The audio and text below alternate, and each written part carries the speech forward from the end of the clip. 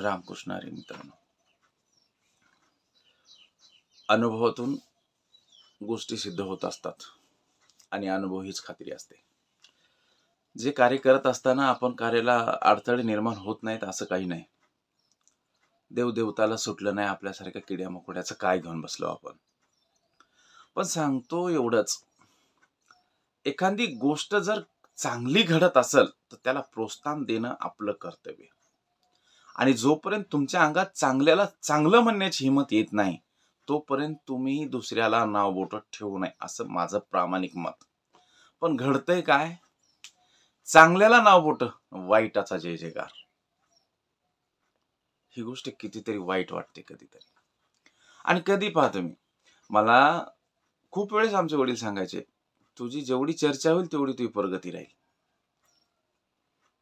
आणि घडतंय तसंच. लोक बॉम्ब मारतात पण माझं कार्य थांबत नाही. मी कोणाचा विचार करत नाही. मला चांगलं किंवा वाईट माझ्या बुद्धीला कळते तेवढंच करतो. पण लोकांना काय वाटते, नाही आता ते पुढे चाललंय, याला वळलं पाहिजे, नाही याच्यावर काहीतरी केलं पाहिजे, नाही याच्यावर काहीतरी केलं पाहिजे.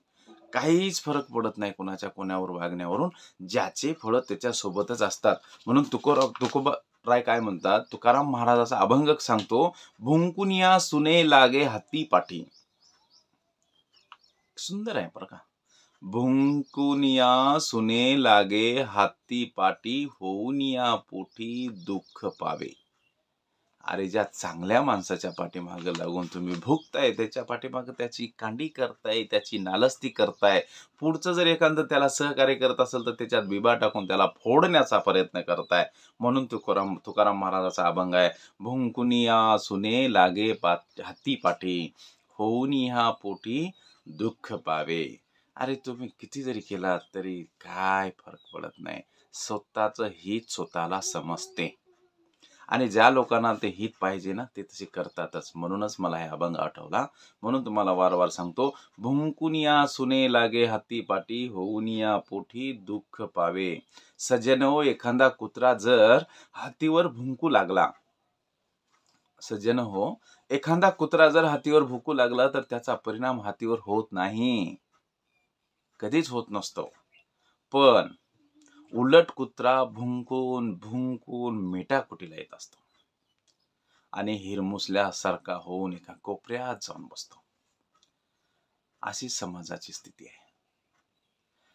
समाजातील दुर्जनांची अवस्था ही हिरमुसल्या कुत्र्यासारखीच असते. कारण सज्जनांना कष्टी करण्याच्या नादात ते स्वतःच कष्टी होऊन जातात हे त्यांना कळत नाही.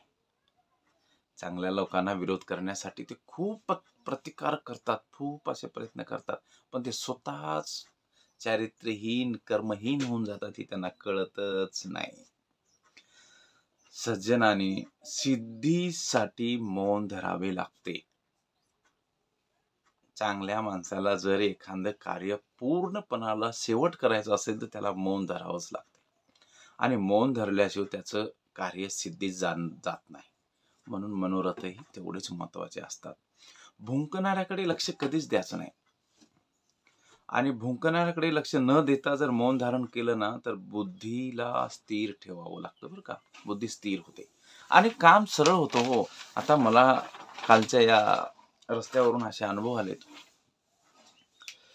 ज्या लोकांच्या हातून ते घडलं नाही ना, आणि ज्या रस्त्याला त्याचं शेतही जात नाही, त्याचं वावरही नाही, त्याचं काहीच नाही, ते म्हणते एवढं चाललंय, तेवढं द्यायची काय गरज आहे, शासनाचा रस्ता वय. अरे लेका, सगळ्यालाच माहित आहे की ते कुणाचा आहे, कुठून आलाय, कसा आलाय, कोण काढलाय, कुठं नेलाय. तुम्ही शेंड्यावर शाने होऊन सांगताय तिकून सुरुवात करायला पाहिजे. एक म्हणते इथून सुरुवात करायला पाहिजे, एक म्हणते त्याचंच वावर लई चाललंय. तुझी काय जळतंय त्यात? काय चाललंय तुझं? एक तर त्या रस्त्यानं जाणारा तूच आहे नालाय का?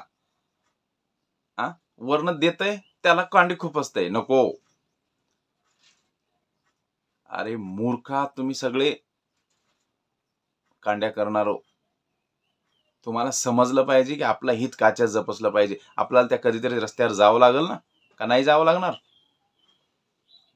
गावचं हित किंवा गावचा विकास करायचा जर असेल तर नुसत्या नाल्या किंवा दिवे बसविल्यावर होत नसतो. त्यासाठी त्या गावचं उत्पन्न काच्यात हे लक्ष देणं गरजेचं आहे. तुम्ही काय केलं?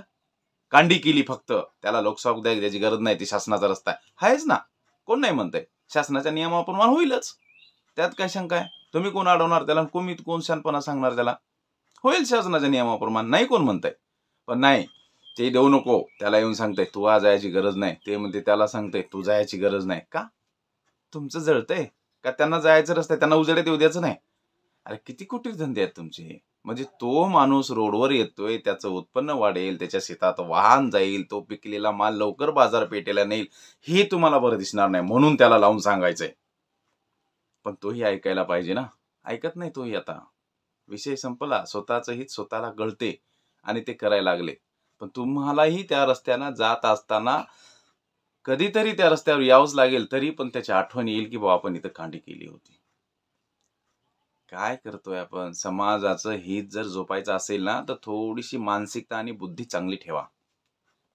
समाजाचं हित नुसत्या बडजाया करून किंवा चौकात गोष्टी ठोकल्यावर होत नाही.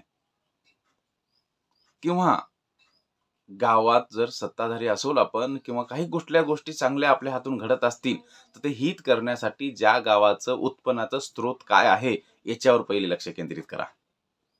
उत्पन्नाचा स्रोत जर समजा एखाद्याचा नोकरी असेल, व्यापार असेल किंवा शेती असेल, तर त्या हिशोबानुसार त्या गावचा विकास होईल.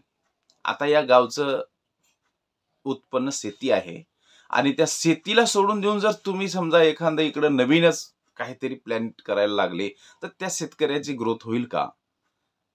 आणि शेतकऱ्याची ग्रोथ नाही झाली म्हणजे गावातले दुकानदारी, छोटे मोठे व्यवसाय चालतील का? ही अर्थव्यवस्था शेतकऱ्यावर डिपेंड आहे. तरी पण तुम्ही सांगताय नाही, त्यांना असं केलं पाहिजे. मी याच बुद्धीनं हा गणेश खांडी ते पोतरवाडीचा रस्ता चाललाय आणि काढतोय. त्याचं कारण एवढंच आहे की त्या वाटेवर असणारी शेतकरी वर्ग हा सगळा व्हेजिटेबल शेतकरी आहे. आणि व्हेजिटेबल शेतकरी असलेला हा एक पालेभाजीपाला उत्पन्न करणारा शेतकरी आहे. आणि तो शेतकरी हप्त्याला 2,000 जर त्यानं आणत असेल आणि त्याचं जर घर धकत असेल, तर त्याला खरं सांगा व्याज किंवा बट्टा घ्यायची गरज पडेल का हो? आणि हे सगळं करण्यासाठी रस्ता लागेल. ज्याच्या शेताला रस्ता नाही त्याची हालफा डोक्यावर कापसाचं गटोड घेऊन गावात येऊन लागते. पण कांडी करणारा तीच बरं दिसते, गाडी गेलेली बरी दिसत नाही का? कारण याच्या पुढे ते जाईल ना. अरे मूर्ख हो, कांड्या करणं बंद करा. थोडा काहीतरी विकास करायचं साधन करा. जगाचा सोडा, पण तुमच्या तरी घराचा करा ना. आमचं सोडा रे, आम्ही विटीतच आहोत. आमचं काय, आम्ही नालायक आहोत, आम्ही काहीतरी करतोच, वेगळं चालतोच. तुम्ही तुमचं ठरवा ना काय करायला ते. स्वतःचं पोरग स्वतःला चहा पी म्हणत नाही, स्वतःची बायको स्वतः समोर म्हणत नाही की ओट चहा केलाय, हातानं करून पिवावा लागतो, आणि लोकाला ज्ञान सांगताय तुम्ही. काय करतोय काय आपण? काय मानसिकता आहे आपल्यात? याद राखा बेटे, कधी पण कुणासंग पंगा घेणं अवघड आहे. चांगल्या नसतात काही काही गोष्टी. कांडी करायचीच असेल ना, अशी कांडी कराय की आयुष्यभर त्याची निघाली नाही पाहिजे. दीड बुचका कांडी करताय, त्याला सांगता हे काढू नको, त्याला सांगता हे काढू नको, वर्षभर हेच, आयुष्यभर हेच केलं ना, आता तेच करायला. सहकार्य ठेवा, चांगल्या गोष्टीचा उदरी करा, वाईट गोष्टीकडे जाऊ नका. वाईट गोष्टी घातक असतात. आणि चिडले ना एकदा, चिडाचिडी झाली की काही गोष्टी घडत असतात. त्यासाठी आणखीनही सांगतो तुम्हाला मी, प्रेम भावाने कुठल्या गोष्टीत अडथळा निर्माण करण्याचं कार्य करू नका. आणि जिथं अडथळाच निर्माण होईल ना, तिथं आहेतच आम्ही, काळजीच नाही त्याची. म्हणून सांगतो तुम्हाला, जे करायचंय ते 100% करा. गावचं उत्पन्न शेतीवर आधारित आहे, शेतीलाच पूरक व्यवसायाला ग्रोथ द्या. शेती वाढली तर गावातले किराणा दुकानं चालतील, शेतीचं उत्पन्न वाढलं तर रस्ता चालेल, वाहन चालेल, उदरनिर्वाह वाढेल आणि आर्थिक ग्रोथ होईल. गावातलं काम बाहेरचं येऊन करते का? जमत नाही गावातल्याला, कारण गावातला पैसा बाहेर द्यायला पाहिजे. काय कुटीरनीती आहे रे तुमची. आणखीन एखादं गावात करू लागले की त्याला याला काय जमतंय, त्याला काय जमतंय. तुला जमतंय ना बापा कांड्या करायला, दुसरं तर काही जमत नाही ना. चांगलं करायला शिका. आणखीनही सांगतो तुम्हाला, गावाचा जर विकास करून गावाचं नाव रोशन करायचं असेल ना, तर खूपच चांगलं होईल. पण चांगलं करायला शिका, वाईटाच्या नादी लागू नका.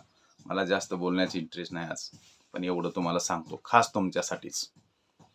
यानंतर जर कुठली कांडी आणि कुठलं काही जर केलं तर आम्हाला फोर थिपल्या करता येतात बरं का सगळ्याच्या, हे लक्षात ठेवा.